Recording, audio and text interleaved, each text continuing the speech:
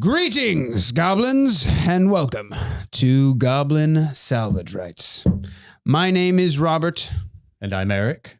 And today is a wonderful day filled with tools and tips for GMs. Especially tools. Here's two right here. Stripped right out of Rage of Elements.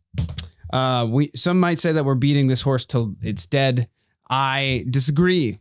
There are just a bunch of stuff. It's a new book, you guys. So yeah, there's lots to talk about. And I think this time around for this book in particular, we've done this sort of thing for previous releases, but we tend to do one video per release kind of.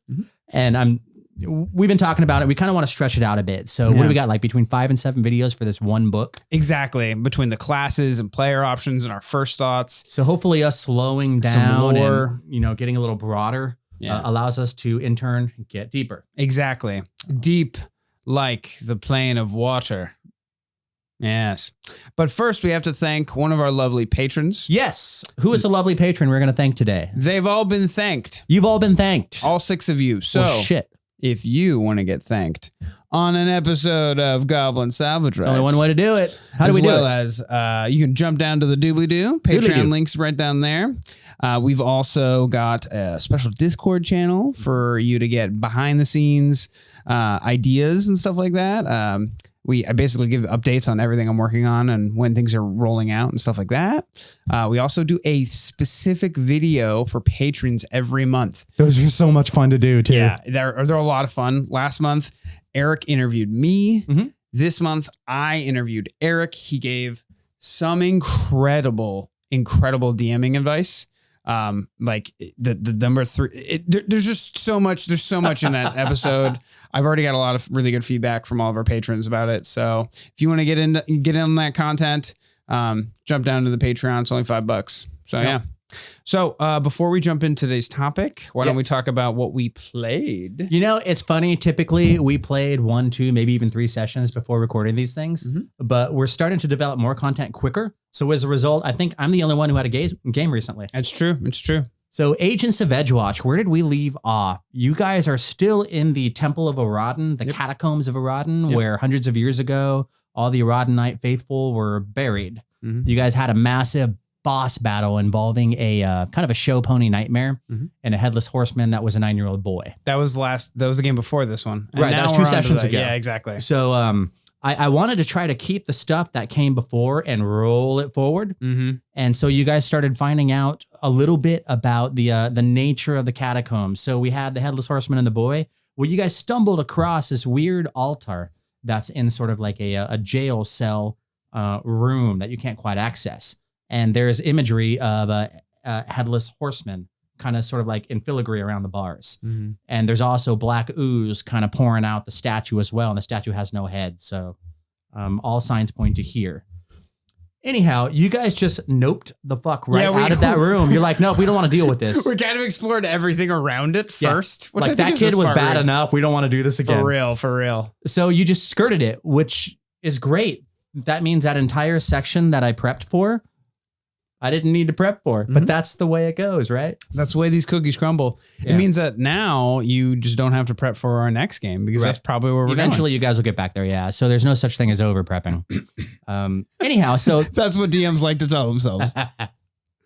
But yeah, there were a couple of real paint by numbers kind of encounters. There was a roper, which is sort of a stalactite looking dude with one eye, kind of cyclopean with a bunch of tentacles. It looks really stupid. I really love that interaction because my character was the only one who was able to talk to him. And apparently this creature moved in recently and wanted to become a citizen. And Gregor, the character I play, is a fresh immigrant to the city who joined the police force. Yeah. So his first train of thought was like, well, if you give me some information and I'll put the paperwork, I'll get the paperwork started for you. And you can start. Nobody here knows what we're talking about here. So just for the tiniest bit of context, there's a roper, which is a level 10 monster, essentially. It's a really big deal in the context of where we are in the adventure path. Everybody's level 7, so this is a beefy guy. It's supposed to be a boss fight. It's also a historic monster in D&D. Yeah, super classic, goes back to Gygaxian days. They might have called it something else. I don't know. I know it was there. Anyhow, it just showed up in the middle of this dungeon crawl, and it's got a stat block, and it's chaotic evil, and it likes to munch things when they walk underneath. Super boring. And I've never been able to figure out how to make a roper not boring. Yeah. And I really didn't want, because we were in the middle of our 4th hour of our 5-hour session by the time you guys got there. And I'm like, do I really want to start a boss fight in the middle of our 4th hour? I'm sure you guys have run across something similar to this. How do you talk yourself out of doing a monumental encounter? And so, as usual, you guys try to roleplay your way through so much of this. And it was basically the outside of the temple. And there were stalactites coming down, cave-like structures. Everything's kind of underground a bit. And there's a bunch of these tchotchkes that were like medallions of the Aradan faithful, ribbons kind of like wrapped around all these stalactites. Every stalactite had a ribbon and something colorful wrapped around it. And then one of the stalactites started to move, tentacles dropped, and it was the Big Daddy roper. So we had this big, scary encounter that you were just alluding to. And it ended up being a role-playing thing. And instead of just being like, roll initiative, I'm going to throw my tentacles all over your face. It ended up being more of like a, what are you doing here? Can we pay for passage kind of a thing? Yeah. So you don't eat all of us. And I'm like, okay, let's lean into that. Mm-hmm. Because when the amount of time you have left on the clock gives you lemons, you need to make lemonade with your players, right? And that's what we did. I leaned into that. So I think you were the one who kind of opened the door for that for me by starting the interaction, and I just kind of leaned into it. So what started out as a roper encounter that was supposed to take an hour and a half to do combat, we ended up doing a situation where the roper and all the other stalactites, which it turned out were its little itty bitty children, he was bringing everybody to the festival from the elemental plane of Earth. And this is sort of their motel that they decided to, stop at. Parkin, yeah. So this whole time we're having this kind of terrifying encounter because the way I described it was the roper would let a single tentacle fall down. And you're like, what's my knowledge check for the roper? And I'm like, okay, well, make a roll. And you rolled. And I'm like, well, think of it like a tree. When you cut a ring and you count the number of rings, you can tell how old it is. How many tentacles does it have? That's an old roper. And as the conversation went on, it was dropping more and more tentacles onto the ground. And eventually it looked like you were driving through a car wash. Yeah. Tentacles I everywhere. loved that description, by the way. I wanted to slow roll I'm kind of in deep shit right now. What do I do? And you were the only one in that fucking corridor. Everybody was around the corner by that point. And I may have been one of the only players at the table that also kind of knew the meta contextual, the deep shit we were in. And the second I saw the picture, I was like, well, I'm glad your character leaned into it. That was cool because that gave me a chance to kind of make it feel intense and dangerous without making you roll 40,000 dice. Yeah. And that's always where my heart is. So we ended up having this really cool interaction. Granddaddy Roper dropped all of his tentacles and you were like, okay, I am well and truly fucked in this encounter. If my GM wants to kill me, this is how he's going to do it, right? Mm-hmm. And there's also like a 40,000 drop into the chasm, like within 10 feet of where you were. So he could have easily swept you off the side and blah, blah, blah. The fun part for me was not only that, but then the reveal afterwards that all the other stalactites were actually living and quivering and little babies. And it was kind of cool for me because there was like this wholesome D&D quality to it. Daddy just brought his kids to Disneyland. That's all this was.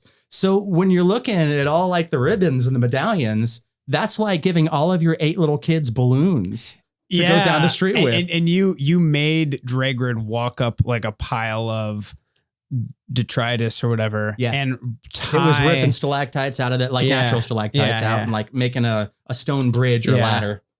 And you made me tie a little ribbon and my badge, which is one of the things I traded. One of the tchotchkes was literally my badge. And I tied it on the stalactite. And that's when we learned that they were the babies because it started to move and wriggle. And then its tiny little eye kind of like just opened up like that. And its little tentacle came out. And I literally, you made me basically roll to shit my pants. And I rolled. So we have this homebrew rule where other players can give you their hero points. Because hero points get so seldomly used at a table. And Eric has this our table. Eric has this amazing system of like special hero points using the hero point cards. So they're more powerful than regular hero points. Yeah, they're 2-sided hero points. You can cash them in for a regular hero point or you can use the ability on them. Both of my cards were amazing. They were the best, probably the best cards in the deck, frankly. and I cashed them both in. And then 3 other players cashed theirs in. You were rolling so bad. You were rolling like me as a player. Oh my God. It was ridiculous. I must have collected 7 hero points in that one encounter alone. Yes, absolutely. It was awesome. But yeah, it was kind of fun. And then you got done tying it. And then the reveal was the ceiling is a lie. Yeah. And that was the last little baby roper to get the little thing. Mm-hmm. And I sort of like imagine later that night, around midnight, all the ropers kind of crawl out onto the top of the chasm and kind of peek over. And they're like watching the parade go by from here because they can't just go out into the street. You can't have a bunch of, creepo monsters from the bestiary running around. So it was a fun way to take what would have been just a really boring slog out of the monster manual. Especially because ropers are like hella immune to magic. Yeah. Yeah, it would have been a chore, and I didn't want to deal with that. So anytime I find a paint by number monsters, and I know I'm being super dismissive when I say that, sure, but I enjoy the pacing that we have in our group, and a lot of that is it just depends on RPG or role playing. So that was more or less what the session was. You guys hung out with the roper a little bit. You found one of the skin saw cultists who was questioning his life's choices. Yeah, it was the very end of the session, actually. Yeah. He ended up coughing up a bunch of information, and we basically lied about being MI6 or like the CIA. Sure. And the character effectively shit his pants and then was like, all right, I'm done. Here's the information. Go ahead. Yeah, the whole idea is you're here to basically crack a cult wide open. And the first member of that cult you find is a guy who's like, I just got here last week, you guys. All of this like skin that I'm dressed in, this is like goat skin and rabbit skin, maybe bear skin and otter skin, right? And you guys kind of look at each other and go, no, my dude, that's human skin. No, wait, that's disgusting. Dude, this is not what I signed up for. And then you told him to get the fuck out, and he did. Yeah, that was very eye-opening too. Like that was good. I try to get little reveals to make you guys go, oh, what I thought was going on down here is about 5 degrees shifted from what it actually is. Yeah. And then you keep doing that as you go through a 70-room dungeon. Mm-hmm. And that's it's a GM big trick. dungeon too. It's a big dungeon. It's the biggest one we've done so far. Yeah. And I'm not a dungeon crawl GM. I'm not comfortable doing it. And I bore myself, which makes me feel like I'm boring my players. And I don't know if any of you guys have experienced that, but it's a really shitty way to feel at the table. Yeah, absolutely. So yeah, let's talk about our topic then. All right. How did you come up with your list? So this is a GM Toolbox list. These are what does that even mean? What does that mean? So for Rage of Elements, the book, this is a source book that can be used by players for player options, and it can be used by GMs to craft fantastic elemental stories. When I talk about a GM Toolbox, what I'm talking about are spells, items, armors, weapons, monsters, lore that a GM can grab a discrete piece, a stat block or something that they can use to build stories around. I like to take things that players don't want to use because they're not quote unquote optimized spells or optimized items. They don't do the most damage. They don't make the big whiz bang impact that so many other amazing things do in this game, and sort of try to find ways to make them useful, relevant, maybe even fun and powerful by shifting the context. So something can be numerically game breaking here and narratively just a dud. And then you can take a different item that's the opposite. It's not really much in the way of damage or something, but it's the thing you need to blow the story wide open. Exactly. So when I think of a toolkit for GMs as separate from a toolkit for players, that's really what I'm talking about. I want to take, out of a 250 page book, maybe 50 of it's useful for optimizers, if that, and that's being super generous. Yeah. What about the rest of the stuff? I don't want to just throw it in the garbage. People worked hard on this and it's really quality. It just requires a shift in context, I think. Yeah, shift in perspective. Yeah. I looked at this list and I'm not the professional DM you are. I'm an amateur DM, and give me $5 right now and I'll take the pro GM. Yeah. My retainer. I basically just looked at this as what excites me as a DM. Like, what are some cool hooks that I would love DMs to know about? Hooks are everything. And let them write their stories around. What are some cool monsters that I as a DM could throw into a combat and really make a setting shine. To me, it's all about world building. World building is my favorite part of fiction. I don't really interact with a lot of fiction, especially written fiction. So when I do, I generally gravitate to the stuff that has incredible world building, because that's what my favorite parts of fiction are. So when I hear you say like cool monsters, cool this, cool that, like cool according to Robert's brain, or things that you've met players out there and they would think this is cool too. Just for Robert's brain, I'm gonna have to assume that there's a bunch of players whose brain is similar to mine. I'm like fucking top of the bell curve when it comes to a player, I think. So, well, that's cool, because I think that's important when we're talking about like your list versus my list. This is you're a spreadsheet gamer. This is the way you pull. We've done about 40 episodes by now. Everybody knows the kind of player Robert is at this point. We've talked about it enough. So, like seeing your list from that perspective. I think that's going to help me understand your list better, rather than just like reading that on the internet or in the bottom of a Reddit or something like that. Exactly. Yeah. The context is really key, because to me, the fun of DMing, especially if it's a custom game, I'm not running an adventure path. The fun is in learning about settings and then teaching my players about the setting that they're in with action, just like I would in a movie. Sure. So if there's a lot of my hooks are moments that have happened that you could steal and twist and like put into your own game. Okay. Yeah. I dig it. Sweet. Why don't we start with the elemental plane of air? I've got a couple pre-honorable mentions. Really? I have 0. So okay, sweet. The shoe's on the other foot this time. All right. Yeah. So we're basically going from the front cover to the back cover, and these pop up in the very beginning of the book. So at the very top, the simple fact that some elements have been cut off and now come back is a great hook or inspiration for a hook for a future game.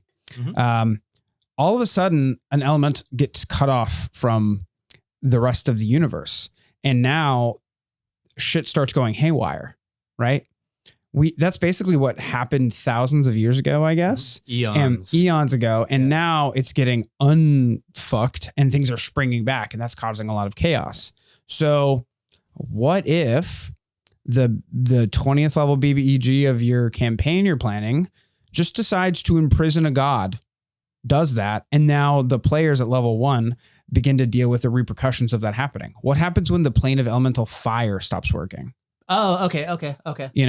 To me, the very idea that you can just turn off one of these elemental planes like a light switch almost opens my DM brain up to so many possibilities. Like, we could what's the fallout? Yeah. What's the fallout? How does this change the context of the world and the scale of the fallout by level? Exactly. Yeah, that could be cool. Because as the way I see it is, as a first level character, you're dealing with the consequences of the consequences of the consequences. And then as you level up, you can get closer and closer to the source of those consequences. That's a really good way of expressing it. I've never heard it that way. Oh, thanks. Yeah. Rise of the Rune Lords makes perfect sense. Yeah. It's like an onion, you know what I mean? Where the center of the onion is the highest level character and the outside of the onion is the lowest level character. So it's it's following the echoes of that initial moment to their source. Now we got Shrek on the brain. Yeah. So I think there's actually an in-world example of that. Nidal went through something very similar with that. Like back when, the sky was falling, Chicken Little was running around the nation of Nidal, going, what the hell? What do we do? Right. And then Jean Couthon came down and said, I'm going to make you a deal. You worship me forever. I will cast your land into darkness and, we'll do a little bit of pain play. And then I'll save you. You guys will live to see another day. Yeah. And so they kind of went from a landmass that was just like any other, sun comes and goes with the seasons, to complete and total darkness. Yep. A penumbra across the land. How do you survive that? Yeah. Yeah. When you strip an entire element away, what's the fallout? That's cool. I dig it. Sweet. And then the other, so that's the very beginning of the book, right? They're talking about the elements and how some have come back. And then we passed over the elemental companions section. In our previous video, you mean? No, just like as you're reading the book, you pass over the elemental companion section. Okay. And, we've talked about elemental companions in some of our previous episodes.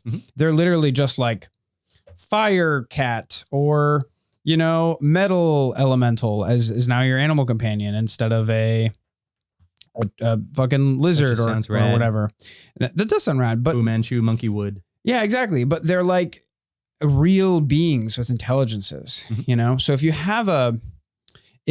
imagine you want to play an elementally focused game, right? That focuses on these elements. Maybe something just happened, blah, blah, blah. You need exposition, and you're probably going to need a lot of exposition, right? So why not go to one of your players into taking an elemental companion, and then they can be the little exposition faucet, right? Because every DM needs a little exposition faucet. Are you talking about info dumps? Yeah. Oh, okay. Exposition. Got it. I wasn't sure what you meant by that. So like, imagine, you know, your 5th level players are like, figure out a way to get into a plane of elemental air or something like that. And they have literally no context because the players don't have any context. Sure. Maybe the characters know things, like in game, the characters know some things, but the players have no idea. You need Gandalf by your side to explain every fucking thing in the story to you. Because it's so bizarre. Yeah. You know, the more bizarre of a situation you put your players in from a world building perspective, the more kind of exposition you need to kind of like set the tone and the place markers. Yeah, when you're changing the status quo from something we all understand to something like, you know, I guess the elemental plane of metal. Exactly. You're going to have to info dump. How do you do that in a way that's engaging? Exactly. So one of the players has an elemental, maybe from that plane, maybe from a similar plane or a conjugate plane. And they are able to slip a couple things in there. And I thought that was a really good tool for DMs to be able to like, oh yeah, one of the player's items or useful things like their familiar or their companion can be from or near that element. And then they can just act as a little, and it doesn't even have to be like a druid or something, you know, an animal companion can go to a fighter or ranger. If you're playing with Oracle. our free archetype suggestion, there is a strong suggestion. There's an archetype that literally gives you an animal companion. Done. And you know, if you have like a min-maxer or a munchkin in your party, they're probably going to be picking it because it's pretty good, especially for marshals. So there's the perfect opportunity. You know, you're tying in your little munchkins. Why pick a wolf when you can go with a metal scarab? Exactly. So the munchkin is happy because he gets they get the cool thing. And you're happy as a DM because you can speak through it. Exactly. You can make little chittering noises. So yeah, those are my first two. Why don't you go and take up the second one, the next one? Okay. We're on air, right? Yeah. Okay, cool. So one of the things I just adore about this book is it introduces new concepts. It introduces new item types. It introduces new tags. And all but Earth seems to be really landing on those notes. So for the elemental plane of air, there's this new thing they're calling bottled breaths. Bottled breath. Page 75 for you guys playing at home with the book. Reading straight out of here, it says, bottles of breath are enchanted bottles of cloud and mist, first developed by the denizens of the plane of air. You can activate an item with the bottled breath trait. As you inhale it or cause another creature to inhale it, you can make another creature inhale bottled breath only if that creature is within reach, willing, or so helpless it can't resist, blah, blah, blah. You need one hand to do it, blah, blah, blah. Essentially, basically, you create magical effects by using a manipulate action, which is one action, I believe, for every single one of these examples I have. Yeah. And it will do a thing. And then there's also a second thing these bottled breaths can do. And you're going to see that again and again on my list. They're something that does like multiple things. They're kind of like super potions. They're super potions, yeah. So for this one, let's see. Blight Breath, Frost Breath, Nimbus Breath, Spun Cloud, and Storm Breath. Just the names alone kind of gives you an idea of what they do. Absolutely. I'm just going to use the Nimbus Breath real quick for an example, and then you can extrapolate from there. So it's an item 8, air, bottled breath, tag, consumable, electricity. It's 80 gold pieces. You hold it in one hand. It's got a light bulk, activate, one action, manipulate. I just adore how they, every single one of these talks about the origins of these items and where they started. That's and that right there is a GM's tool because you can build that story into the item or the item into the story. The dwarves of Cloudspire Citadel on Galarian's Mwangi Expanse create bottles of Nimbus Breath by capturing and bottling the fluffiest of Nimbus clouds from the layers of cloud dragons. After harvesting the cloud, the bottle must sit at the peak of the tallest mountain for 10 days and 10 nights, pelted by all forms of weather. Nimbus breaths can also be created by capturing clouds on other planes, such as those found on the plane of air or in the highest peaks of Celestia. After you inhale the Nimbus breath, you gain resistance 5 to electricity. You're affected by fly as long as you hold your breath. You can exhale the breath as a single action to create gust of wind. That's 3 different things right there from one item. And if you're airborne when the cloud expires, you float gently to the ground at 60 feet per round and don't take damage from the fall. So, number 1, that was 4 things it can do. Yeah. No damage from the fall. It's just fucking awesome for a player to have. It's useful. It's impactful. It does fun things. It's thematic because it's all air. Here's the thing. The Dwarves of Cloudspire Citadel and Galarian's Mwangi Expanse create these bottles. 10 days and 10 nights, you're building scenes around this item. There's this thing, we're trying to build us a Nimbus Breath bottle for some reason in game. And all of a sudden we have to make sure that it's unmolested for 10 days and nights as encounters are going on. As we're doing campfire scenarios, we're protecting it. Maybe there's like a tower defense game that we have to play against other people who are trying to steal it or destroy it. Like a mini game. Or yeah. So there's I picked this for my air selection for the GM Toolbox because it's one item which players will be able to have. Yes. And all the players can have it. It's not restricted to wizards or something dumb like that. You know, give your bard this thing, give your barbarian this thing. But the idea is you can build so many scenes around the creation or the purchase or the acquisition of this particular item that this, I don't know, what is it, like 20 lines worth of text maybe? That's several adventures just right there. Absolutely. That's amazing. So that's why I put it on this list instead of the player's toolbox, even though it belongs on both. It definitely That's my does. air choice. Bottled breath for air, it's a new thing. Bottled breath itself is a tag.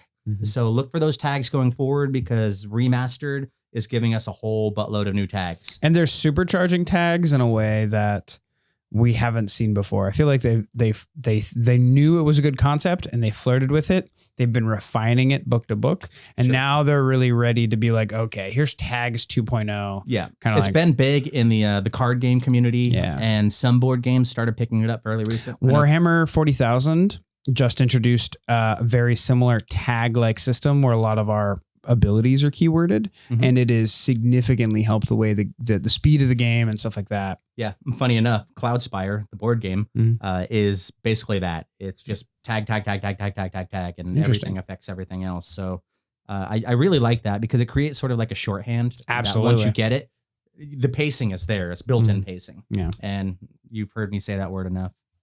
Sweet. So my air choices are shorter, but numerous. So we're just gonna you have a hard time making like decisions. Grazulk's Resplendent Fastness. Long ago, a mortal came from your universe. Grazulk, apprentice of Grazulk. I hate these names. A spellcaster of great power, he built a fortress with spells to store his wealth and magical tomes. Mortal conjurer is now dead, but giants descended from one of his companions still live in the fortress. They practice an old magic from your world. I love old magic, which makes them your problem. I encourage you to sort it out. This is just classic D&D Hooks 101. Hey, there's an ancient cloud fortress citadel over there. You want to go rob it? You know what I mean? It's got old magic. That means powerful. You know what I mean? Maybe there's a rune lord. Because and what I love about it is they make a call out to giants. And giants are this hugely important part of the history of Galarian. You know, they literally built the ancient civilization that collapsed. Yeah, very Greek mythology. So for there to be a giant castle floating in the air realm is just begging to be visited. And there's just literally 3 sentences about it. Yeah. That's awesome. That you want a 10th level hook to your story? You want to make a 10th level adventure? Boom, done. Go to the castle. And that's like a single paragraph on a page that has 1, 2, 3, 4, 5, 6, 7, 8 different paragraphs. Exactly. Yeah. So my other pick here was the spheres. The spheres? They have a picture of it, a bronze sphere. Imagine in the plane of air, full of clouds and floating rocks and stuff like that with buildings built on them or whatever. Imagine moon-sized bronze orbs. Okay. That are just floating there. A Pathfinder Society person, which they've named in the book, Xenia Lynn, a Pathfinder, took great interest in these orbs. And right about the time when they were looking at all the markings on the outside and investigating it, it cracked open. And inside was wood elementals who have just awoken from their slumber because in the bronze orb. Yeah, exactly. Okay. So these elementals were hiding away in an orb hidden on the plane of air. Mm-hmm. And when their element reopened, they reemerged into the world, but they had been changed because they diverged. If you think of like from an evolutionary perspective, they were in their own environment for so long. Sure. They've kind of taken on a new and different tone that other wood elementals don't have. Wood or more like air They're wood? Just regular wood. Okay. So in the context of the elements in the beginning of the book, they explain like 5 of the elements, sans air, mm-hmm. all kind of intermingle with each other. But air is the center of it all. It's it's the thing that breathes life and gets countered at all times. If we look at the page in the very beginning of the book, they explain it right here. What page is that, Eric? 9. Page 9. They talk about it right here in the context of this little page. The plane of air is the last thing you hit before you get to the universe. Yeah. So it's like there are these. So inside of these moon-sized spheres were cities mm-hmm. and civilizations that were just abandoned overnight because they were cut off. They were cut off, yeah. and now they've reopened and they've built cities and civilizations inside these orbs because they were around for aeons, and now they've all left, going back to the plane of elemental wood. So imagine the kind of treasure that's there. Sure. Boom, hook. Yeah. This person from the Pathfinder Society returns to the Pathfinder Society. You run a couple adventures to get them to level 5 or 6.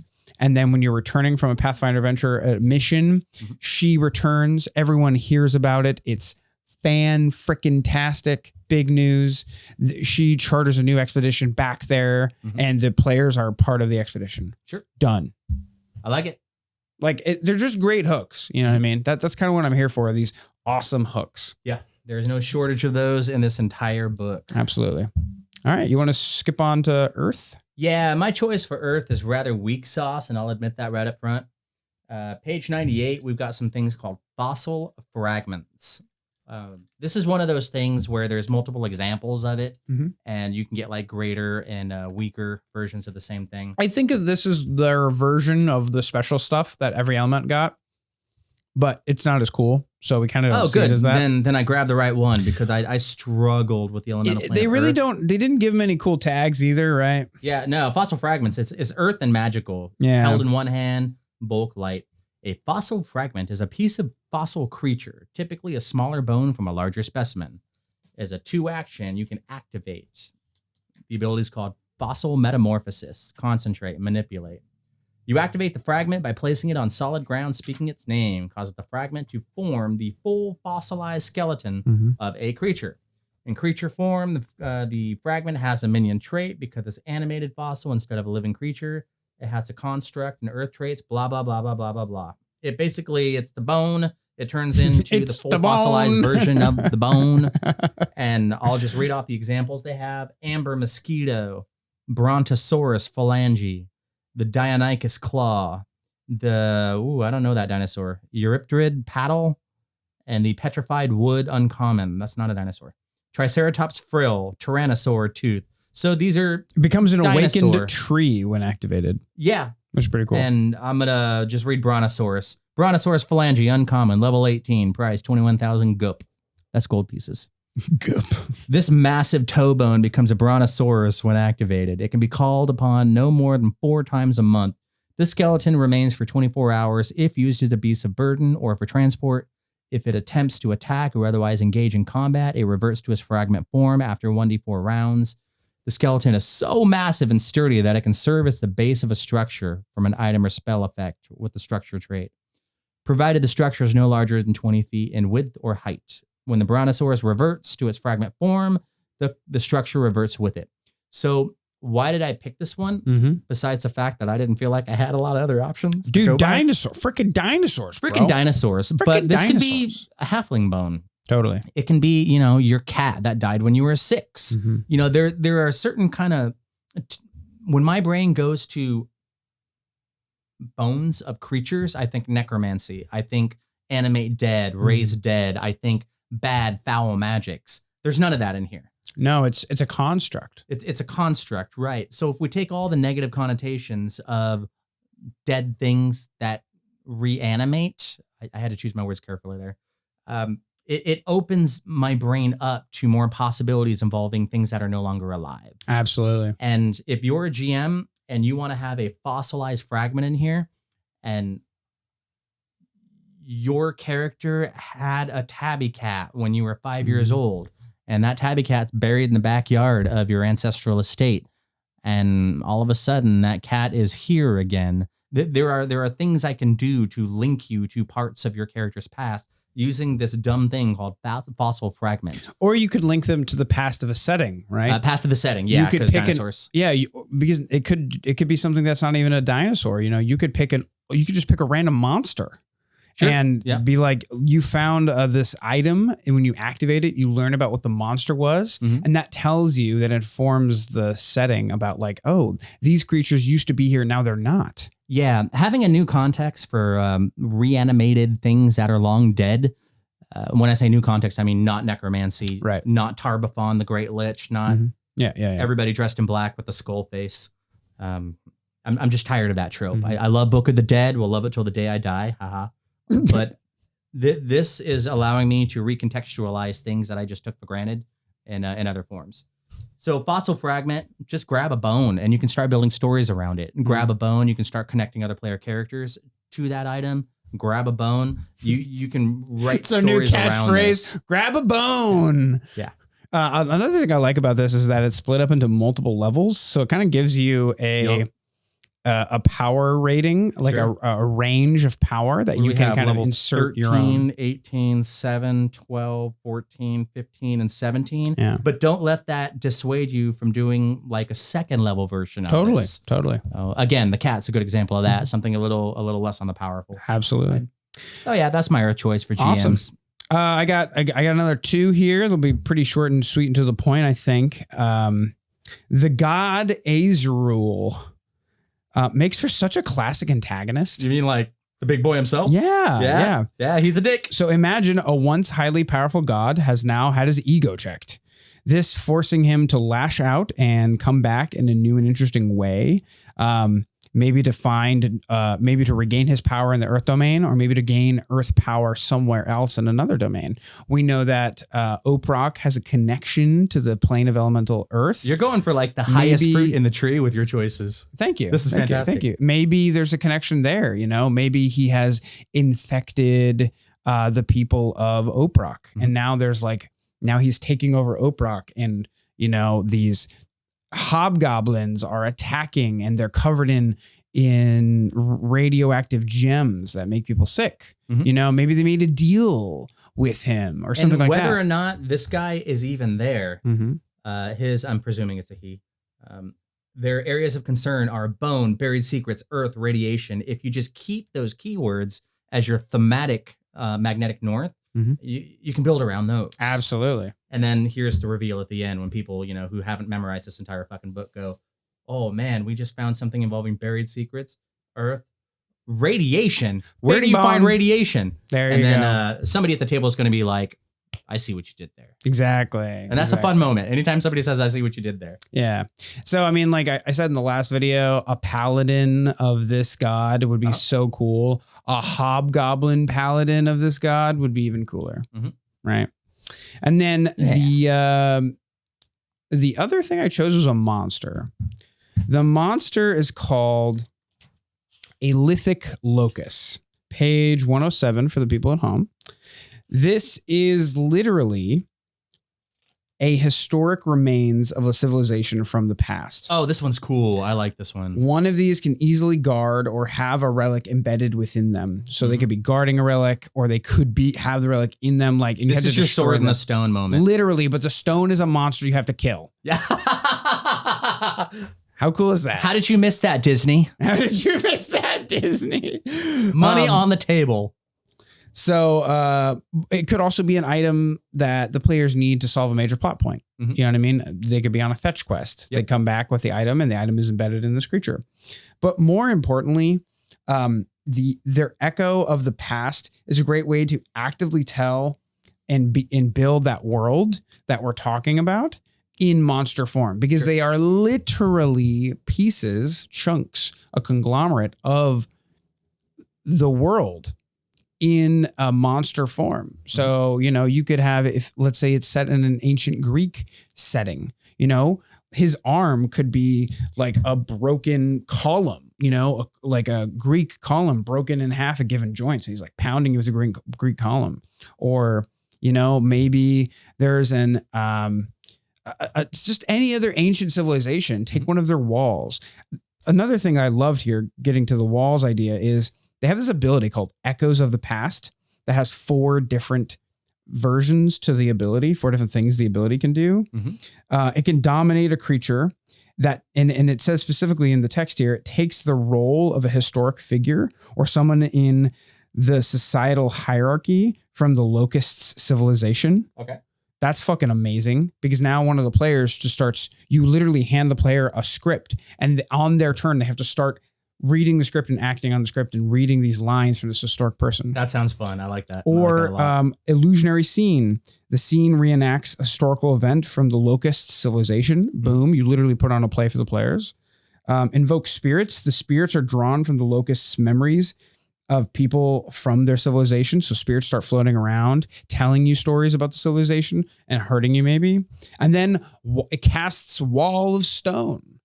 It literally creates the Locust recreates the wall of a building from their civilization, complete with decorations, like pottery and decorations and engraving and all that jazz. It's like, it's the world building creature. See, that's a cool way to get your players to eat their vegetables. When you're running an adventure, that's a great way to put it. And it gives you 2 pages of, this is the background. How much of that shit actually gets out to the table? It just doesn't happen. I'm struggling right now with Agents of Edgewatch because, like, the first, 3, 4, 5 pages of chapter 4, it talks about, you know, the Church of Aroden and how hundreds of years ago there were these. It's not necessary to get through chapter 4. Yeah. And yet it's background to use if you can find a way to use it. And finding elegant ways to impart that kind of an info dump is really hard. It is. Using a monster to channel some of that's really cool. It's almost like having a forklift to do the heavy lifting for you. I love it. I love it. Lithic Locus, the forklift. Good choice. Thanks. Good choice. See, I can do DM things. I know you can. I know you can. All right, you have any other earthies, or are you moving on to fire? I'm jumping to fire. What's your fire? Okay, this one I feel like I'm on a little bit more solid ground here. Hell yeah. So this is new stuff that they're doing in Pathfinder 2nd edition. This one's called Magical Censer, Censers. Oh my God, I love this. So can I just pop in with a little story real quick? So one of my favorite character concepts I've ever had, I can't remember the character's name, but she was like an altar girl. She worshipped Aroden. Like there was a small cult of Aroden that I kind of modeled after like old Catholic churches. Sure. And she grew up swinging the censer. The censer down the hallway during ceremonies and stuff like that. And that's how she learned and got comfortable with wielding a spiked chain. Oh, okay. Yeah. All right. That's cool. So her spiked chain was a censer. So she would light like incense of Aroden, and then she would like dance in battle with her spiked chain that was like had a smoke coming out of it at all times. That's cool. Yeah, it's just like one of my favorite characters I've ever had. Yeah, mine are the old plague bearers. I think they were called the Skaven from Warhammer Fantasy. Yes, and they had those big old monster sensors that they would like wail around, and the green toxic smoke would fuck them up by the end of the combat. Yeah, that's that. So magical sensors, what are they? Well, they're a tag And you're going to find them on different items here. Fire items in this case. Magical censer. Censers are decorative containers, often metal or ceramic, in which incense is burned. Some censers are used solely in religious ceremonies, but many are made for domestic use. They range in shape and size, from lidded pots to egg-shaped vessels attached to chains that allow them to be swung about, like you described. Mm-hmm. Most are designed with ornate openings to increase airflow. Censer trait, blah, blah, blah, blah, blah. So a number of censers that they have in this book, and you can make your own once you understand how they put these together, and it's really easy. They've got names like Bloodburn Censer, Brazier of Harmony, Globe of Shrouds, Lambent Perfume. Listening to the names of these items gives you a general idea of what the effect they're trying to get across is. So for this example, we're going to dial into the Brazier of Harmony. Brazier of Harmony, you're on page 122. Yep. Level 5 item. Mm-hmm. It's got the Censer, Fire, and Magical tags. It's 150 gold, held in one hand, bulk is light. Yep. The Brazier of Harmony is a circular orb-shaped censer etched with celebrating creatures, shaking hands and dancing. The brazier contains a pleasant-smelling potpourri of dried flowers and incenses designed to create a calm atmosphere that encourages meditation, thoughtfulness, and camaraderie. While holding the lit censer, you gain a +1 item bonus to diplomacy checks, whether the censer is activated or not. 2 actions: activate, light incense, aura, manipulate, frequency, once a day, cost. In order to do this, you need the incense to be worth at least 1 silver piece to actually trigger this. Mm-hmm. Effect: when the incense is lit, pleasant floral smoke surrounds the censer in a 20-foot emanation, creating a space of peace and harmony. Each creature that breathes the smoke is affected by 3rd rank, level 3, Calm. It's a spell. Mm-hmm. And it's temporarily immune for 24 hours. The spell's effects end when the incense burns out. So, long story short, you had this item at level 5 that allows you to chill people the fuck out, and it takes 2 actions to do. It's a censer that burns weed. Yeah. It's a weed marijuana censer. So that's fabulous. That's awesome. On its own in a vacuum. Okay. Yeah. But why is it on my GM's toolbox list?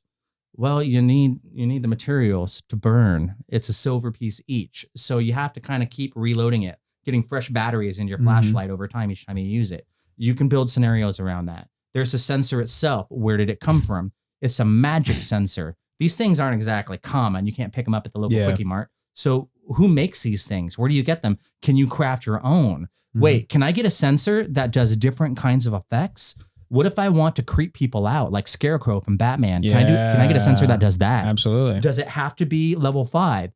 Can I get like a more powerful spell that and we can just bump up the level? Sure. Why, yes, we can. Well, how do I get the knowledge to do that? How do I create these things? Is there an institution somewhere on the map where they teach you how to make these things? GMs can create stories around this item. You're like just stitching it into the game. Exactly, yeah. And not only that, but they can create stories around this item, and it's a story that isn't a one and done thing. This is a maintenance item. You have to keep getting incense and throwing it into the damn globe so that you can burn it. Where do you get that? How do you keep it from being wet as you go throughout your journeys? Maybe you need to establish a relationship with someone who has like a special religiously sanctioned herb garden. Yep. And they'll ask you for favors in order for you to maintain it. Yeah. We're going to have that conversation when we get to the woods section here. Oh, yeah. But I just love the idea of this one item being able to have so much story wrapped around it that it's not just sort of, okay, I got a Brazier of Harmony on my character sheet and it chills people out because it's weed. Moving on. Make a saving throw. I just love that. So magical censers, it's a new tag and it's a new type of magic item that they're doing. And right now they've kind of linked it to the fire element, but it doesn't have to stay there. No. You can make air sensors, earth sensors. You can make hybrid element sensors. This is just a particular shape they started with.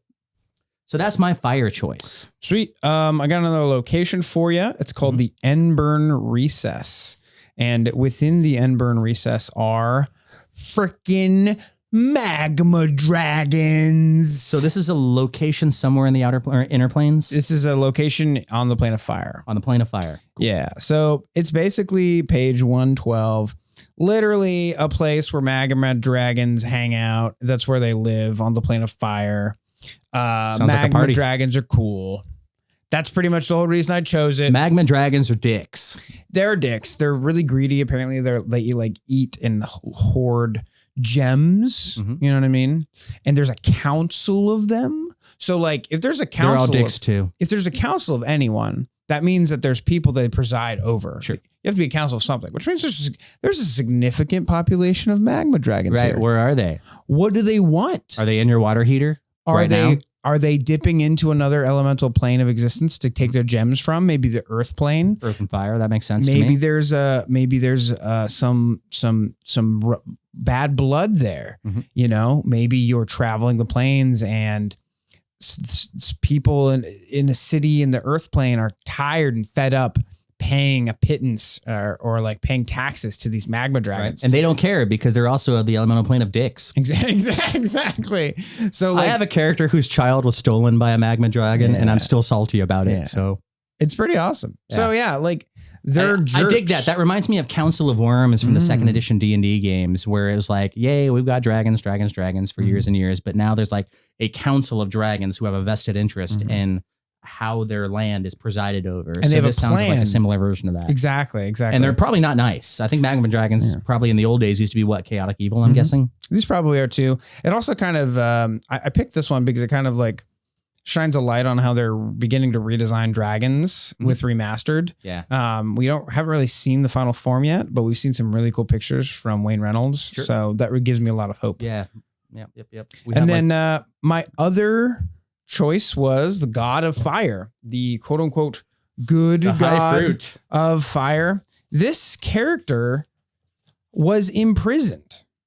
This is another imprisoned god. This is Atreia, the Lambent King. Atreia. What's cool about Atreia is he's been imprisoned in a specific italicized item called. Oh, that's right. Yeah. The Garnet brand. So immediately my mind popped up into two situations. A, we live in a time before he's been released and the players have been called upon to find this thing and release him, because maybe there's some people who hate Ymeri and they need to balance the scales, you know? So they reach outside of their locale, outside of their organization. Maybe your party has already been adventuring in the planes of elemental fire or the elemental planes, and they get called upon because now they're kind of famous to go fix this problem. Sure. Or maybe this has already happened. They've already escaped, but that brooch or whatever it is still exists maybe. And you're trying to trap another god who's causing destruction on Golarion, and the players hear whispers of this item that trapped an elemental lord. And it's like, okay, guys, what if we go get this thing and then use it on this other guy? Boom. I love Epic that fetch quest. I love that so much, mainly because I'm looking at the edicts and anathema here for Atreia. Edicts, burn away corruption, clear the way for new growth, purify tainted areas. These are basically 3 shorthand instructions for crafting scenes. And if your scenes have those as emphasis, and then you find this gem, and you hear something about a guy trapped in it who is involved in fire purification and radiance. Oh, by the way, he tends to burn away corruption, clear away I see what you did there. And then the reveal is there's something sentient inside of this rock. Yeah, exactly. And it doesn't even have to be like Atreia, the Lambent King, god of fire and blah, blah, blah. It could be, I don't know, Aunt Mildred, who's been stuck in a rock for the last 40 years of her life. But the idea being you can build stories around, if not this specific NPC, then areas of concerns, edicts and anathemas and divine attributes, and just use that to sort of help you design your way through around this idea. One of the other things I really loved about this was they specifically say that Atreia, he's weak. He just returned to the plane of fire and doesn't have his footing. Not a lot of worshippers. Exactly. So you could probably meet this god and they wouldn't be too holier than thou. Sure. They may actually give you, they may actually trade favors with you because they're not that powerful and they know they need to create allies quickly. Yep. So that could be another option. It's like, hey, Atreia, He's looking to go toe to toe with Emery again. What the fuck happened? Where's this Garnet? And Atreia could be like, okay, here's the deal. Yeah. You're going to do something for me. And then I'm going to tell you where you can go find it. Or I'm going to tell you what I remember about it before it disappeared. I'm pretty sure that Garnet is in a Pathfinder Society module somewhere. Okay, there you go. There you go. I'm totally speculating. So those are my fire choices. Some more high fruit, as you put it. Yeah. Reaching for the big guns. Yeah. That's the stuff that inspires me. Yeah, totally. And that's a good choice because man, that artwork is freaking badass. 3-headed, 6-winged bird. Yup. Have we moved on to metal? The elemental plane of That's So Metal. Metallic. It's like That's So Raven, but more metal. Mm-hmm. What do we got? Metal. Morphic Items, page 147. These are really neat, actually. Yeah, and I was kind of hoping it was going to be a tag, so it would be easier to find out what is and what is not a morphic item in here. It wasn't that easy. So, what is a morphic item? Denizens of the plane of metal are creative and whimsical. And the items they create often shift from one form to another or exist in eternal flux. These morphic items are found nearly exclusively on the plane of metal. Those that make their way out are sold through Zura merchants on the extraplanar adventures. Occasionally, a morphic item may be intelligent and entrusts themselves to Azura to help them find someone who can take an intelligent item on an exciting journey. Let's fucking go. I love intelligent items. I think of Terminator 2, the T-1000. Absolutely. Morphic kind of stuff. So things that take one form, then they morph to another. That's really what we're talking about here. So the items examples I have are malleable and morphing weapon. Morphing weapon, you can kind of imagine. I think there's a fighter on Killer Instinct, the video game, where his arms kind of like turn into things and then their arms again. And then they turn into things like weapons. That's kind of the territory we're talking here. Full Metal Alchemist is a great reference. Yep. That smells like more nerd stuff that I don't know. So for this example, we're going to take a look at malleable on page 146. This is a rune? It is a rune, a level 9 rune, malleable, magical, and metal are the tags. 650 gup. Usage. It's etched onto a metal, medium, or heavy armor. Medium or heavy armor made of metal. The metal of your armor can shift and rearrange at a moment's notice, allowing you to manipulate what kind of damage it resists. That's fucking rad just right out the gate. It is pretty cool. So it's a one-action activation. And the ability is called Reconfigure. It's a manipulate action. Effect. The armor's composition shifts, changing the specialization group to a different one of your choice. This doesn't change what the armor is made of, and any runes or precious materials it's made of apply to the new composition. Any property runes that cannot apply to the new form are suppressed until the item takes the composition to which they can apply. Just imagine going to the plane of elemental metal, or maybe someone from that plane is visiting your area and you trade with them and they etch this rune into your armor. Yep. And then the first time you use it, it transforms into the thing you want. But now the stylings of that armor are distinct to that person or the plane of elemental metal in general. You just created a link to an NPC or a location. Exactly. And that right there is worthy of exploration. And whenever you transform, it always has this styling or this flair to it that's unique to that person. It's like a signature. Exactly. Metallic signature. Yeah, like an artist's style. So yeah, the idea of the malleable is, it excites my imagination again because T-1000 from Terminator and the idea of things morphing, things that don't maintain their shape. Like by choice, you can alter the physical shape of something. Curious Teardrop on the same page. Oh my gosh. Is an intelligent item. I love metallic. This so much. It's a teardrop. It's like an earring. You dangle it from your ear and it's a chatterbox. It talks to you. But the idea of a morphic item being intelligent, it's this way now, it's that way tomorrow. GMs can, it digs into that one. I'll go ahead and bring that one up in a sec. Okay. But the reason why I picked this for the GM toolbox is which one of these is not like the other? You know, the idea of an identity changing or altering or concealing itself. You know, when is a sword just a sword? When is it something else? When your GM fucking tells you it is. Exactly. And morphing is a good way to do that. You can bait and switch is the wrong expression, but you can change things up and surprise people and keep people off guard. Maybe the Morphic Items. Exactly. Maybe the more it transforms, the more conscious it gets. Mm-hmm. Remember changelings? The idea of the changelings? Absolutely. Yeah, it's kind of like that for items. Yes. It can be that for items. Yeah. So if you want to be a GM who wants to keep your players sort of on their toes and guessing a little bit and not taking everything on their character sheet for granted, consider Morphic Items and just sort of extrapolate from there. I think that's fun. So that's pretty much why I picked Morphing Weapon in the Curious Teardrop in general. To piggyback off the Curious Teardrop, one little thing I wanted to spice in there. I think we talked about it on the very first episode, our first reactions. I think so. The Curious Teardrop is literally the tier of Laudinmio, which is a god of alchemy. Yeah. So their tiers are this 16th level magical item. Yeah, and not like level tiers, but like actual crying tiers. Yeah, crying tiers. It's a rare item, meaning, there's only so many tiers in the world. Right. So I just thought she's been crying for a long time, so maybe there's a lot. It's true. They've some Morphic items. Blind man, baby. It's blind man. I'm ready for water unless you got more metal shit. Oh yeah, I haven't done my metal stuff yet. You always have metal. Do your players need a specific weapon crafted to kill a specific foe? Feels like we moved into commercial.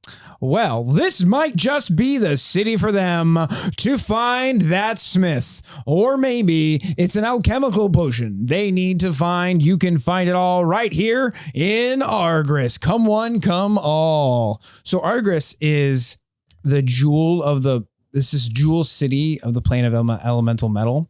It is the ringing city, because there are so many fucking people building shit there, so many blacksmiths and stuff like that. It's an artisan city. It's an artisan city. By identity. So it's kind of, to me, this like place characters need to go. It's like, the players need a special sword made out of a special metal to kill the dragon, right? The time dragon, which is an important note, pin that. Well, the only place we can go is this place called Argyris, the ringing city. And in Argyris, there is a named character named Alahadak. Oh, these names. They're driving me bad. The blacksmith is quite simply the most skilled smith ever to work adamantine. Come on, bro. That's a whole paragraph talking about one freaking dude who makes adamantine real good, That's just crazy to me. And yeah, also the idea of somebody who can creating something like unobtainium in your game. There's a unique metal that serves a plot function. Yeah. And that's exactly the sort of place you would go for it. And the sort of smith you would go for exactly. that. Okay. I'm glad you brought unobtainium up, because my next thing that I wanted to talk about is super niche. I can only find 2 references to it. It's called Orichalcum. Orichalcum. Yes. It is a metal so there's a sidebar on page 157 and a sidebar on page 162. Those are the only places I could find references to it. Okay. Sidebars, and there's sidebars about these creatures inside. I was like, I want to pick a cool creature for the elemental metal. And then I read these sidebars and I'm like, metal that does timey-wimey bullshit?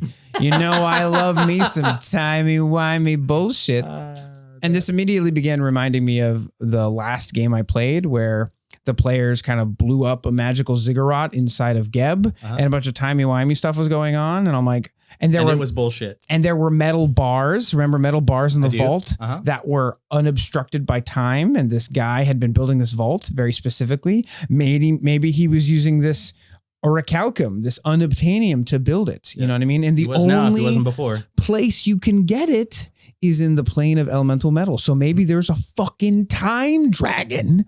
Okay. All right. Listen. There's like 2 critters with the time tag on them, and that's one of them. There's this time dragon, right?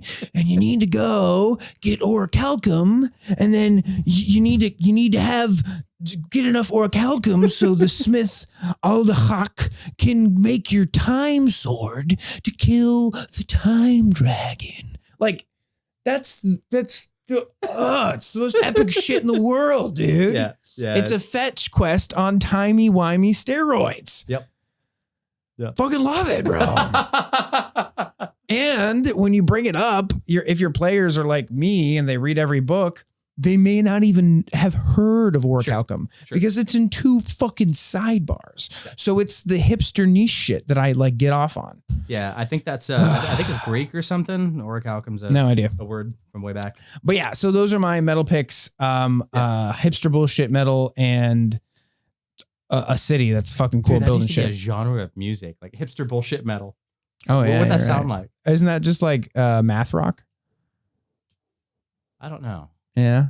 I don't know. I've got like Death Cab for Cutie with overdrive turned all the way up to 11. Oh, I like that. Just Death Cab for Cutie, but at 180 beats per second. Yep. That actually melts my brain. I'm a big Death Cab fan. I could sing like half of the songs they've ever made, probably from heart. So like, carry you into the dark. Yes. Hey, listen, I know we've got some musicians listening to the podcast right now. Send me some links. It must exist. If you've thought of it, it exists on the internet. All right, what comes after metal? We got to keep this party rolling. Wood. No, wait. You sure it's not water? Water. It's water. I'm sorry. It's water. I'm going to cheat. You ready? Okay. Yeah, do it. Okay, because this is what I use for my player toolbox. No. I have to. Figureheads. Pick something else. Figureheads. Okay. I have to do figureheads They're because pretty cool. GMs need to know about figureheads. It's true. It's true. All right. They're pretty figureheads. So if you haven't watched the previous video, watch it. And if you're watching this one now, thank you. Continue to do so. Figureheads. Again, this is a water item. While many ships are adorned with decorative carvings, daring crews sometimes procure magical figureheads for their vessels. Installing an item with the figurehead trait takes 1 hour. The item then shifts slightly to match the vessel's purpose or crew as determined by the attuned creature, such as gaining avian features on a Tengu vessel. A ship can only have 1 figurehead attached to it at a time. Attaching another one suppresses all of the figureheads. You activate it and it does shit. There's a bunch of different figureheads involved. And again, these are ships. They're all cool. You can extrapolate them to wagons and, you know, maybe even a helmet on your donkey. Let's see. There's the about face figurehead, the Kraken figurehead, and the veiled figurehead. So in the previous video, I talked about the Kraken figurehead at length.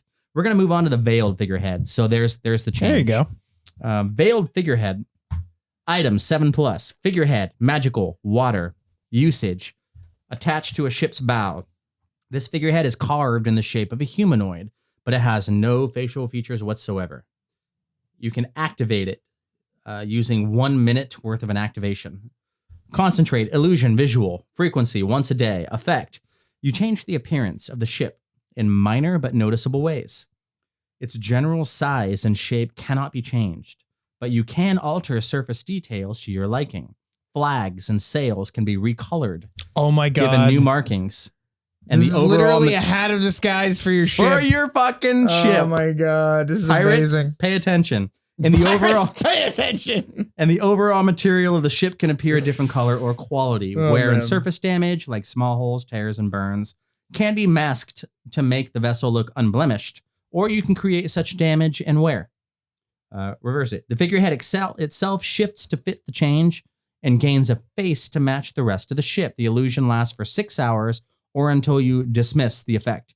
Any creature that boards the ship or uses a seek action to examine it disbelieves the illusion if it succeeds at a DC 25 perception check. Whatever. There's Whatever. Let's see. Type veiled figurehead. Oh, and there's a greater version of it as well if you want like bigger, beefier illusions. So why did I pick veiled figurehead for this? Well, number one, figureheads. It's a new thing, right? It's a new type of magic item. It's a new, what did I just say? Tag. And you can use it not just for your ships, but if you did use it for a ships, if you're playing a nautical campaign and we all share a vessel using vessel rules, all 5 of us player characters are on this pirate ship. Okay, it's a pirate ship.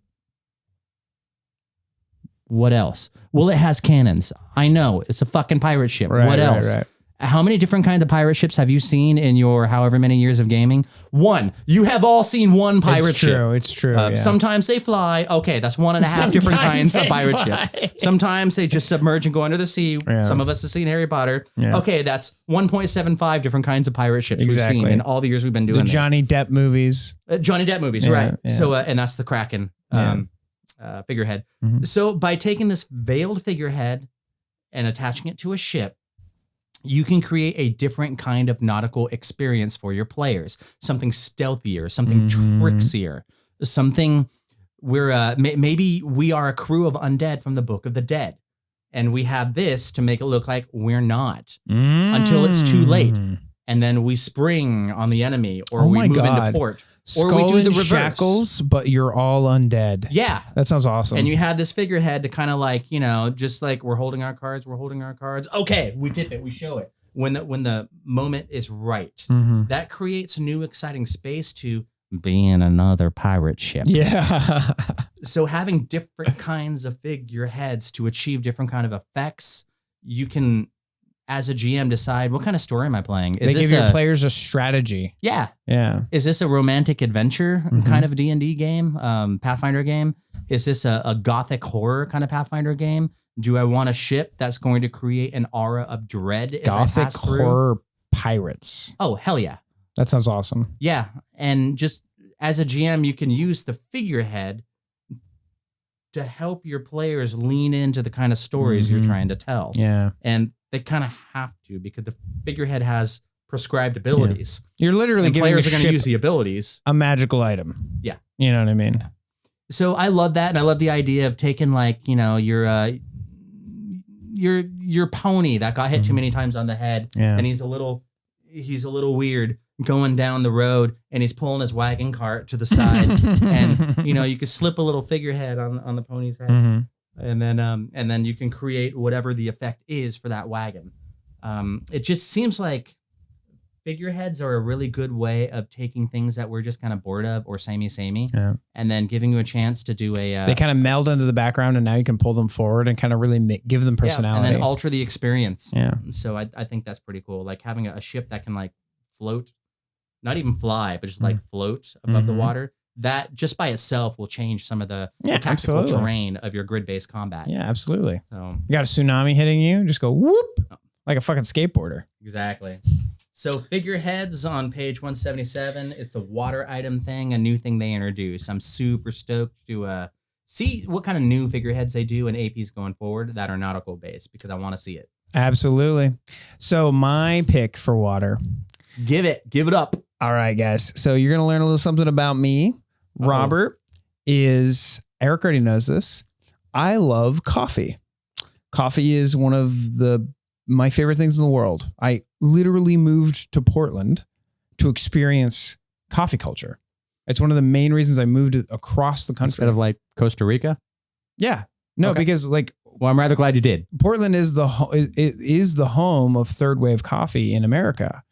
Okay. Like I had no idea. Portland and Seattle, like those two Pacific Northwest cities and like San Francisco as well.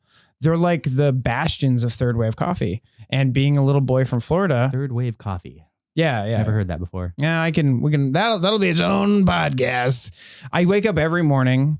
I have a grinder and a scale and I measure my coffee out and I grind it. And then I my preferred method of brewing is an AeroPress, but I have every other accoutrement you could ask for to make a different style of coffee. You're a coffee nerd. I didn't know you were that deep into it. Yeah, I'm a huge coffee nerd. It's one of my favorite things in the world.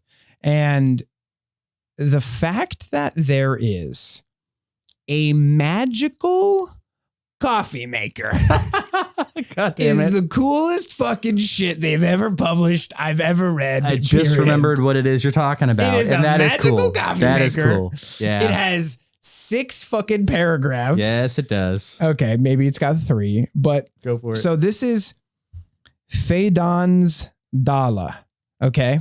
The way it's described, it's an automatic grinder that turns into what I imagine is a percolator.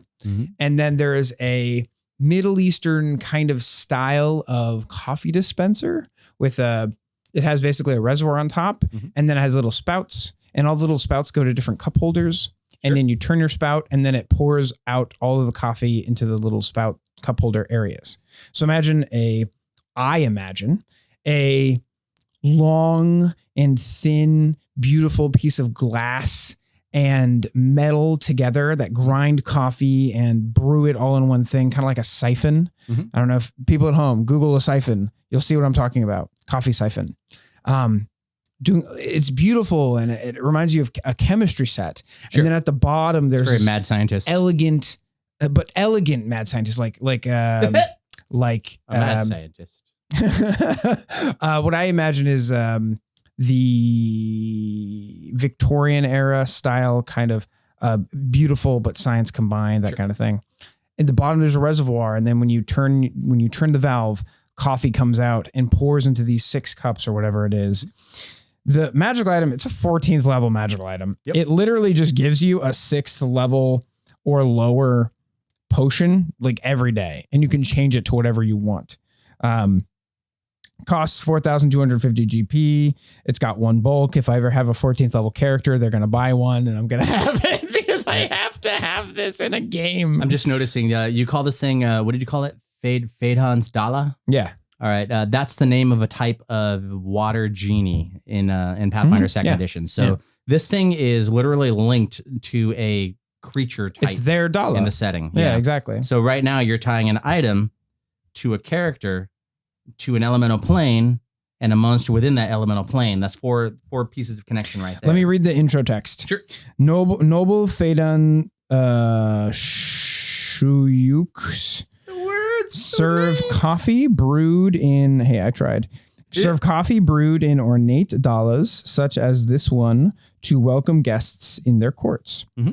Most nobles have their kitchen staff import the beans at great expense from other planes and then roast the beans with local ingredients gathered on the plane of water to create a brew unique to their locale. This is so fucking cool. You have no idea. This is like literally the bleeding edge of 3rd wave, 4th wave coffee. Whoever wrote this paragraph is a fucking coffee nerd. They have to be, because they literally just described like the bleeding edge of what modern coffee culture is doing right now. Single origin coffee that's being roasted in specific ways to showcase the origin where it comes from. It's all like, fair trade, whole 9 yards, straight through the roof. All the coffee. This is going to make me sound like the most Portland. I buy coffee from a specific roastery called Courier Coffee. As far as I know, he only buys from women-owned co-ops all around the world, which is like the most fucking hipster Portland thing you could probably say about coffee, but I fucking love it. And it's a rotating thing. So like every 2 weeks I get a new bag of coffee, and it's like from a completely different place. It's literally just random card out of the deck. Coming here in the morning. Yeah. 30 grams a day.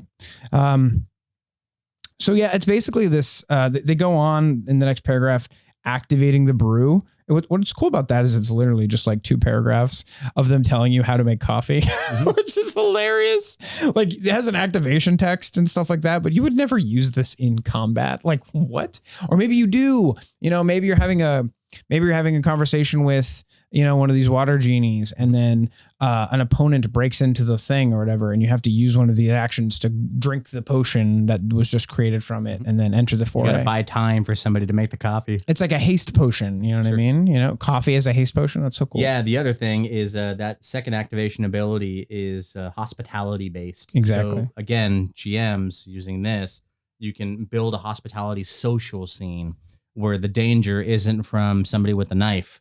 It's from minding your P's and Q's when you're in somebody else's home, abiding by the rules of hospitality. And that can be its own set of dangers there, especially when we're talking about, would you say 14th level? 14th level. It's a fucking chungo of an item. There's lots of playground room there for GMs. Absolutely. So the other thing I wanted to talk about, the plane of water, was just kind of a observation I made. And it's that the plane of water is the only plane that lives at the intersection of both of the new elemental planes that are coming out, right? Okay. So on one end we have wood, and on the other end we have metal. And in the chapter they talk a lot. They talk a lot about how those 2 influences, those 2 new happenings, are influencing the plane of water the most, how they're getting the most traffic from these new places, and how inviting they're trying to be, and how much change is going on in the plane of water, because they also just got one of their only good gods back. And the old god was a fucking asshole, like super terrible, likes to drown people. Like pizza boxes everywhere. Yeah, exactly. So to me, I just thought that was really interesting from a GM's perspective. If you're playing in the elemental plane of water, you could really, really showcase the impacts of change and what's the new things that are happening by emphasizing these new planes and all the changes that they literally describe like metal reintroducing nutrients into the water and giving it life again, along with life-giving wood that's decomposing on the top and coming together and just suffusing all of this water elemental plane with life again, nutrients for life. It's the beginnings of life. Sure. Water seems like it's the most interesting of the inner planes to do now because it is bookended by those other two new planes. So that's where the exciting new stuff's coming. Exactly. So that was that's the other note I had for water is just that intersection piece seemed like a really big chapter people could pull into their elemental styled stories. So you want to jump into the last one on wood? We got two more. We got wood and we got the hybrid. Sweet. Hybrid will be super I didn't pick quick, anything for hybrid, so I just got wood stuff. Mine will be fast, but that's definitely my favorite of this entire thing. So wood. Give me some wood. Wood has these things. They're new, I suppose. I don't know if they're new or not, but they feel new to me. And it's elemental pods, PODS. Inhabitants of the plane of wood only rarely grow vegetables and fruit for consumption, but they do cultivate a wide variety of plants that provide convenience and utility. Cultivating a species to produce a particular effect can take generations. Sometimes an elemental plant pod becomes magical, the work of meticulous selective pollination and fruiting. I like that word, fruiting. While other times the product is a result of an unexpected mutation. Ooh. I like that word, mutation. Plant pods always have two activations, and using either consumes the plant pod after generating the described effect. Another item that does two different things. Lots of consumables. Wood is all about the consumables.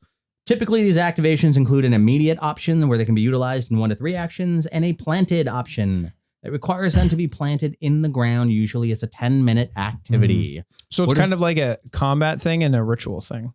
Sure. Yeah. Which is kind of cool. So what are some examples? Blooming lotus seed pods, therapeutic snap peas. Those are the only two I really want to bring up. Okay. The one I want to zero in on is the blooming lotus seed pod. What page are you on? 200.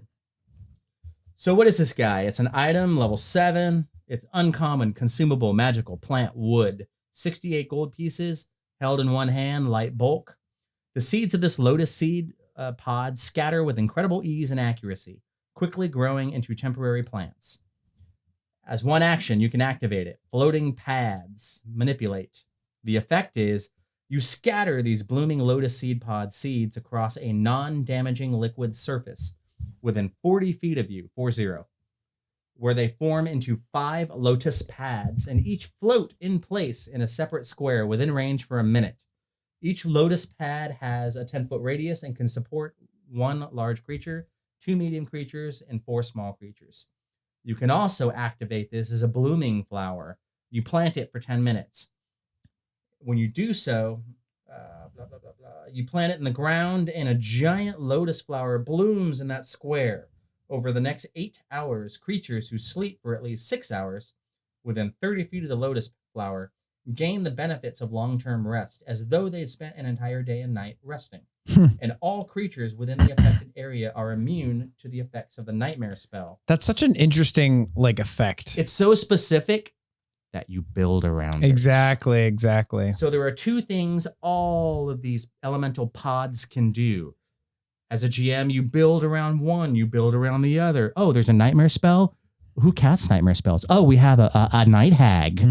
All of a sudden we start to extrapolate from these pods, and we build out. Maybe the nightmares have been terrorizing the players for a week now, and then they stumble upon this item that gives them a respite. And they have fatigue, and we can use those rules, and we need to not have that anymore. How do we do that? Well, there's only 3 of these in existence, or we've had a run, we weren't expecting such a rush, and we've only got 3 left. However you want to do that, since emergency. The idea of taking a blooming lotus seed pod and being like, okay, you guys need to put this in the ground right the fuck now, because I haven't slept in 3 days and I only have 2 actions a turn now, or something like that. Whatever it is. And then all of a sudden we got our tower defense system again. The hag knows that you're doing this and doesn't want any part of that. She's coming to chop your flower down. Right. Exactly that. So that's just the blooming lotus seed pod. And then there's glowing lantern fruit. There's captivating rosebud. There's different pods that have two different effects. One when you plant it, and one when you actually just use it and distribute it. So all of that is fantastic just by itself. Love it. In the Treasure Vault book that came out just before this, I think, there's this type of consumables. You can create these consumables on a daily basis. Oh, the garden. And they're called Gardens of Wonder. Yeah. You can grow talismans is the shorthand for describing that. This feels like that territory. You know, you're growing these seed pods that you can use and go do things with. And the biggest problem with consumable items is that they're often too expensive because if they were any cheaper, your players would just abuse them. And the other thing is when your players have them, they write them on their character sheet and they completely forget about them because they're afraid to use them because they have so much scarcity. Right. The garden fixes this problem in a lot of ways because now your players can know that their thing is going to go away by the end of the day. So I have to spend it now. It creates the hero point situation almost. Yeah. It does a weird thing where it makes you want to use it, but at the same time, it's reducing your anxiety because yes, you have to use it, but you got another one coming tomorrow. Exactly. Instead of, yes, you have to use it and fuck, that's it. Now I got to go buy another one. I'm tired of spending money on these things. Yeah. So another reason why I like this is you don't have to restrict elemental pods to wood. You can make a metal version of it, a water version of it, an earth version of it. You can make a Raggedy Ann doll into a pod that does two things. One, when you shove Raggedy Ann and Andy into the earth and cover it, and tell me where that's going. I'm writing an adventure right now in my head. There you go. Yeah, I want to hear where this is going. Or when you like rip the Raggedy Ann doll and then throw it at your opponent and it does an elemental pod like effect. Yeah. And that's really what this is. This is the shape for a series of effects that you can let your players play with or build adventures around. And one exists. It can be wood or it can be a million other things. Yeah, one exists in combat in the encounter mode. The other exists outside of the encounter mode in adventure mode. 10 minutes, like that's adventure mode. That's a good way to use it. That's a good way to describe it. Yeah. So these elemental pods for the elemental plane of wood, I think that's super cool. These are not there's no tags for pods. So if you're looking for tags, you're not going to find them. You just kind of have to like look at the name of the thing. Blooming Lotus Seed Pod, 2 activation abilities. Okay, that's clearly one of these things. Yeah. Carver Cutter. Oh, okay, 2 activations. That's they're clearly very one of them. clearly. That's how you can identify them. The framework is very clear. Yeah, it took me a while to figure out, what's the pattern? How can I find these fucking pods? Because I love the sidebar, but I couldn't find it in here because only one of them was labeled as a pod. So that's how you do it here. Sweet. Well, mine are, it's kind of like a double entendre, if you will. Entendre. So the gods themselves of the elemental plane of wood are really interesting because they don't follow the same pattern that all the other gods have with a good and a bad. Within this book. Yeah. So we have Shamunyu and we have Verilorn. Shamunyu is like this benevolent god that doesn't want to get in your business. They just want to create change when they're the only god. Leave me alone so I can art. Yeah. So they're the only god that like didn't come from the plane of existence that they're the god of. That part I was pretty cool. I like that a lot. And they entered the space and they basically created the plane of elemental wood was stagnant. And now they introduced this idea of, animals made of wood, bees made of wood, plants made of wood. Like they extrapolated this idea of wood in action instead of wood in stagnation. So they're pretty like benevolent and they just help people and stuff like that. And they don't really have an organization that fawns over them. There's not really an agenda. Exactly.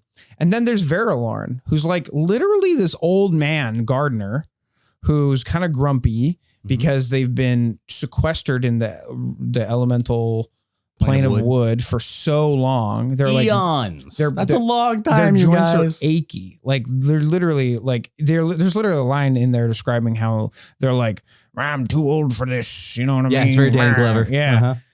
What's interesting to me is neither of these are bad.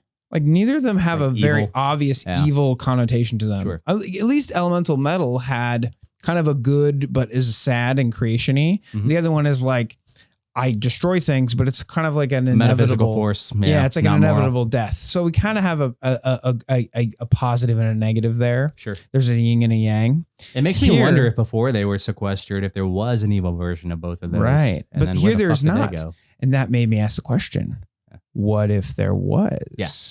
Right.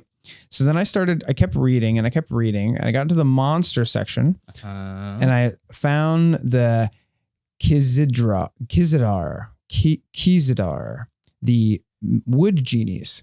Okay. First, I'd like to point out their art is amazing. Mhm. I love the use of negative space in trying to create an idea that things are floating when they're really not. Sure. That's just super cool to me. The eyes are negative space. I love that kind of stuff. So the artwork really spoke to me a lot. What's interesting is when you start reading about them, they seem very shrewd. They seem pompous. They seem arrogant. You know, the sidebar literally describes them as someone who's always getting the better deal. They will never enter a deal with you unless they think they're winning in the deal. Okay. So incredibly shrewd, right? They're artists, but they're kind of arrogant about it. I can see this air that they're building, and I can see a DM taking it and twisting it towards a very dark side and setting them up to be the third person in this new triad of gods. Oh, okay. So we have a contender now. You know, we have Sort of like a super a genie. challenger. Yeah. Okay. Imagine we have a wood super genie who has edicts that are somehow negative in the context of wood, but still makes sense. Right. And a usurper who begins to try and take the throne of one of these two gods. And that's the start of a wonderful story, because either the players get recruited by that evil force, Okay. they help them, or they find out they're evil and they stop helping them, or one of these two gods discovers that this evil force is trying to usurp them, negative force, I should say, and they recruit the players and try to figure out what's going taking on. A metal genie and a wood genie and sort of like uplifting them. Maybe, yeah. Okay. I don't know. It was an idea. I honestly was very uninspired by what they did with wood. It's the only one of the In planes. terms of monsters or just a plane in general? Just the general vibe. Okay. It's a little too single note for me. It's a little too harmonious. When things are this nice all the time, it's very single note. It's very uninteresting. There's no contrast within the plane that really makes me, I loved the introductory paragraphs. The introductory paragraphs for the arts of the ingrained was beautiful. It was practically like a philosophical treatise. Sure. But once I started digging and looked at the items and looked at the creatures and stuff like that, in my opinion, there was just very few things that inspired me. You know, when I think of the elemental plane of wood and the creatures in there that they've presented so far, I think of somebody who's like during COVID, right? We had to stay home. Mm-hmm. That was it. This is what we have. This is what our world has been reduced to. Literally. I was in this office, all over code. Like, Right. literally. Yeah. And I've got miniatures. I've got a computer. I've got paper I can run through the printer. You know, all of my activities, all of my everything is here. So that's great. And then 1 week becomes 2, becomes a month, becomes a year. And you're like, all right, I'm getting a little anxious. You're giving now. everyone at home anxiety right now, Eric. That's the elemental plane of wood. Right. Because it used to be this sprawling, growth and everything. And now it's very nicely constructed artistic gardens and representations of wood. And everything is bonsai and just so and micromanaged and micromanaged and micromanaged. There's a level of anxiety to this chapter for me that is really intriguing when I put that in the minds of the monsters coming out of here. That's a really interesting context I didn't pick up on. I don't really That's different from Earth. I don't suffer from anxiety like at all for the most part. So it's really hard for me to pick up on those. One of us. Yeah. It's really hard for me to pick up on those cues. So I found when that really this interesting. guy, I think actually his was the section that really made me understand what was going on there. He just he's like, well, I'm here now. And he sort of just dug in, like literally, and started micromanaging his gardens. And that's what he's done for everything eons. is in a row or whatever. And now, well, old habits are hard to break, right? So what does he do now? I don't know. I mean, that idea about the dark genie is kind of uplifting. Might change things. But yeah, there's something about wood and anxiety that really rang true for me in this chapter. Oh, you could make them into my brain is spinning now. Okay. Oh yeah, my brain is spinning. We could totally make them into fascists. Totally. Like self-absorbed fascists. So like imagine like the there's this new growth that's happening in the plane. There's a revitalization of their culture. Like these are all themes, populist themes that heavily define fascism in a lot of ways. Imagine everything's growing so fast and all this energy is being created so quickly that it kind of it stirs the genies up into a fervor that makes them want to go on the warpath and begin taking over in places where they wouldn't have had done before. And people aren't expecting people aren't expecting the wood nation to attack because they've got weapons made out of wood, but they've had eons to hone their craft to create incredible and pieces now they're pushing into water and pushing into water and pushing into water. And fire. And Ariel's in trouble. And she teams up with Ursula. And Flounder is the paladin. Okay. And Flounder goes to the elemental plane of metal and he gets armor. But there's also air too, because they're next to air. So maybe they push into the elemental plane of air and they use plant magic to trap air elementals. There's some cool stuff going on here. All right. Because, plants suck up air. I don't know, man. I'm beginning to grasp. We should do a TED Talk. I don't know. Thanks.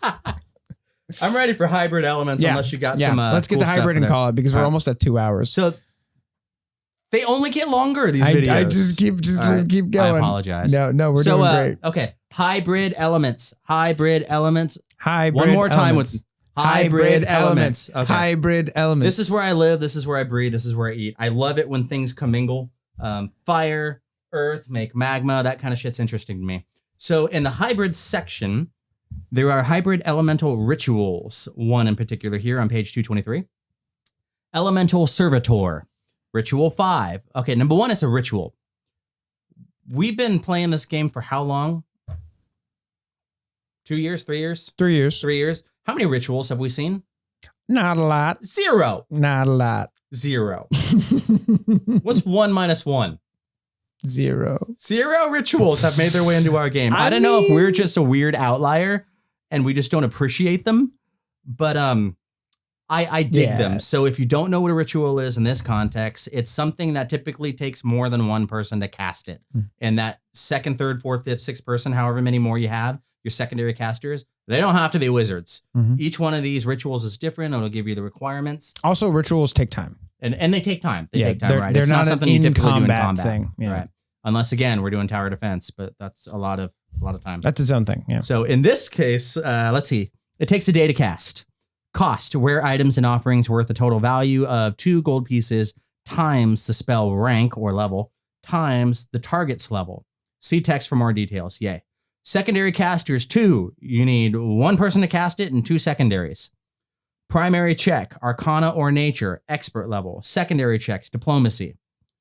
You implore an elemental lord to send an elemental servitor of the lord's choice. Oh my God, there's so many ors in one sentence. You implore them. This ritual is not a guarantee that something is going to happen. Right. This is a hey, let's have a chat. I kind of have a need. Come on down. Let's see what we can do. Pretty please. I have a need. Can you meet it? That's different from what we usually expect of magic in this game. Typically, if you have a magic spell, you cast it. Especially summoning spells. Especially summoning spells. Yeah, right? Summoning spells are normally like, I'm binding you to this plane of existence. And if you want to escape, you do what I say. Yeah. So this right here has a role play element to it built into the crunch. And you don't get a ton of that. So you do that. The secondary casters, not the primary caster, the secondary caster, have to explain what sort of assistance you need and why you need it. So I'm here as the wizard saying, all right, I'm going to cast this thing that's going to let the summoning, the wizard opens up the portal, but he's Herald of Wood focusing too much on the spell, and your friends who are helping you cast it have to do the talking. I have to shut the fuck up and let you guys do the role play. And you know how much that drives me crazy. Yeah. So that's interesting right there. If the task is incredibly fitting to the elemental lore, the GM can grant a circumstance bonus, yada yada, same old, same old. If the ritual succeeds, you must offer the servitor payment depending on factors such as the duration and danger of the task. So there's a lot of push and pull and negotiation to a spell, a ritual. And you're bringing an NPC. And I've said this a million times. I'm going to say it again, and I'm going to read it so I don't mess this up. Anytime you can attach an NPC to a toolbox item or use that toolbox item to lean into a genre, that's the point. That's the point of this entire video. That's the point of this entire list, is how to take these little bits, these little tools to do very specific things to broaden your story options. So your players go, oh, okay, that's cool. That's different. It's not the same old fucking pirate ship. Now we have, undead pirate ship. Right.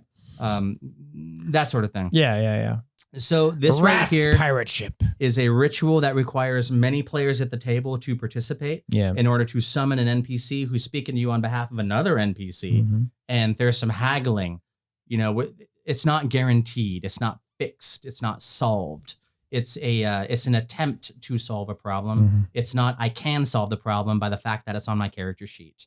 And that's a world of difference when it comes to scenario construction. So that's why this is my number one on the list, and it happens to be the last one, the hybrid element spells. I want to summon me a dude I can talk to and be like, okay, look, I'm in a world of shit right now and I need some help. I've got some valuables here and I can totally make it worth your while. You got a minute? I'd love to talk to your boss, but I get why he sent you. Right. And, I'm whatever character I am. So I got to express all of that through my character's lens. And that sort of empathy bridge building is just fucking fascinating to me. So page 223, Elemental Servitor, Ritual 5, Hybrid Elemental Rituals. Hell yeah. And that's me. Well, that's me too. With that, we have completed our sojourn into the Rage of Elements and its little juicy tidbits for DMs. I think all of you are probably tired of listening to our voices by now. So I think we can just cut this short. We've got a Discord.